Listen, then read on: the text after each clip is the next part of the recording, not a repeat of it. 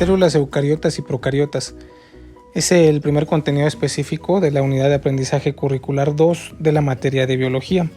Vamos a retomar un poco el tema de células en general para posteriormente hacer una comparación entre las células procariotas y las células eucariotas.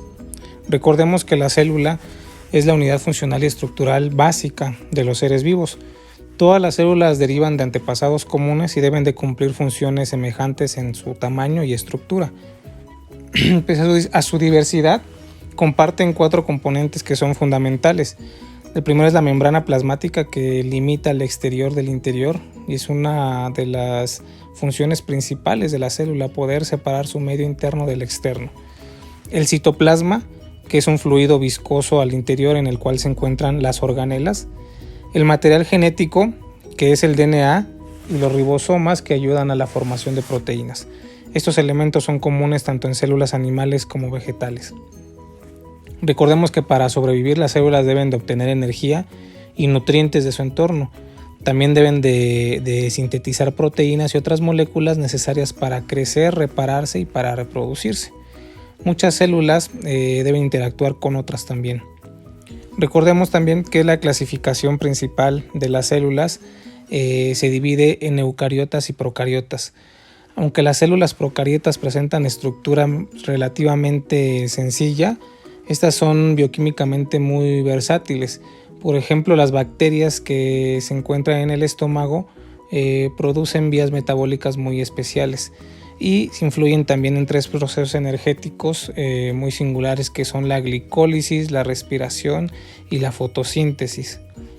Las células eucariotas son de mayor tamaño y complejidad, obviamente. Presentan el contenido de material genético, su DNA, en el núcleo, y este se encuentra rodeado por una doble membrana, y el citoplasma contiene a los organelos. También tiene la característica de poseer un citoesqueleto de filamentos proteicos que ayudan a organizar al citoplasma y proporciona la función principal de darle movimiento a la célula eucariota. En este cuadro podemos ver las diferencias entre las células eucariotas y procariotas. Principalmente destacan el tamaño, destaca el metabolismo.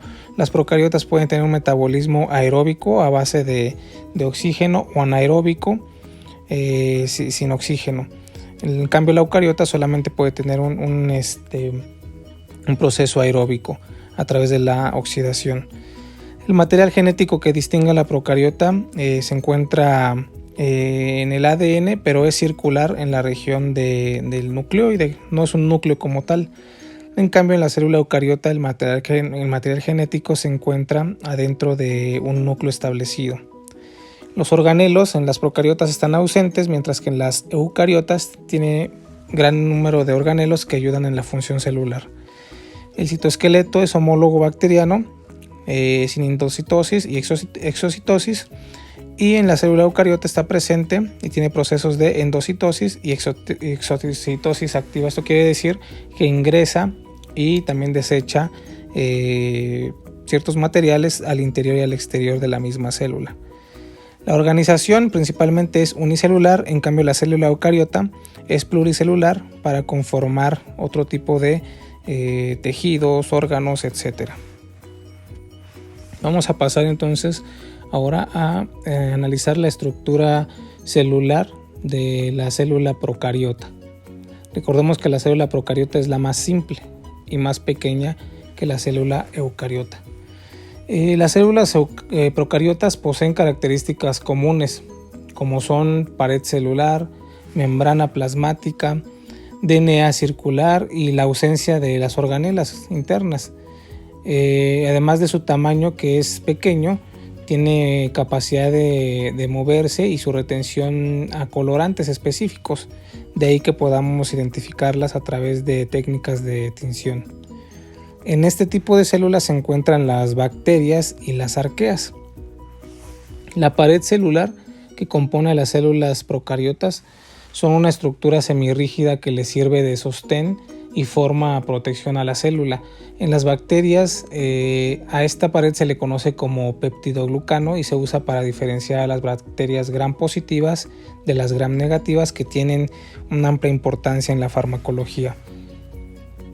En las arqueas la composición de la pared es variable o simplemente no hay pared porque carecen de determinados azúcares y aminoácidos que normalmente se encuentran en los peptidoglucanos. Contiene una membrana plasmática que se localiza dentro de la pared celular. Actúa como una barrera de permeabilidad que es selectiva y está compuesta por una bicapa de fosfolípidos. También tiene un pseudocitoesqueleto. No se le llama como tal un esqueleto como tal porque se creía que las procariotas no poseían citoesqueleto, pero se ha demostrado que existe una red de microfilamentos semejantes a la actina y a la tubulina que ejercen una función parecida a las proteínas del citoesqueleto de las células eucariontes. El citoplasma es una solución, como ya sabemos, que es semifluida, constituida principalmente de agua y moléculas inorgánicas y también moléculas orgánicas que normalmente sirven de reserva de glucógeno, lípidos y compuestos fosfatados. Se encuentran inmersos ahí otro tipo de organelas en el citoplasma. Característica principal de las células procariotas es que contienen un flagelo o fimbria. El flagelo consta de un filamento que es proteico, es como un gancho, un cuerpo basal que proporcionan movilidad a la bacteria.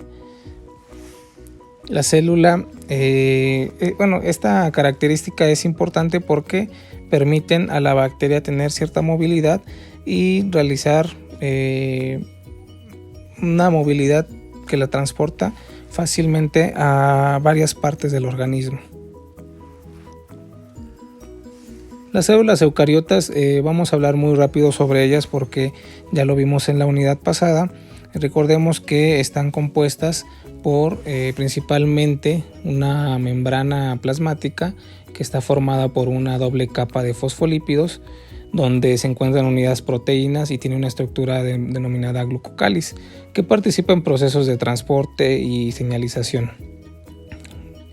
También tiene un citoesqueleto que mantiene la forma celular e interviene en el movimiento de las partes de la célula. Está constituido de microtúbulos, filamentos intermedios y filamentos de actina, como se puede ver en esta imagen. Es la parte que conforma la estructura de la pared celular, en este caso vegetal. Recordemos que la mayoría de las organelas que representan a las células eucariotas tienen una función específica, como lo es la mitocondria, donde se realiza la respiración celular y se producen moléculas de ATP. Los cloroplastos, en el caso de las células vegetales, donde se lleva a cabo la fotosíntesis. El retículo endoplásmico, rugoso y liso, que sintetiza los lípidos. Los lisosomas, que son vesículas que contienen enzimas para digerir otras macromoléculas. Aparato de Golgi, que la función principal es sintetizar y empaquetar productos celulares hacia los compartimentos externos e internos. Los ribosomas, que son las partículas que realizan la síntesis de proteína. Entonces, esto ya se ha tratado en la unidad pasada y es importante mencionar también que el núcleo es parte importante y el principal diferenciador entre células eucariotas y procariotas.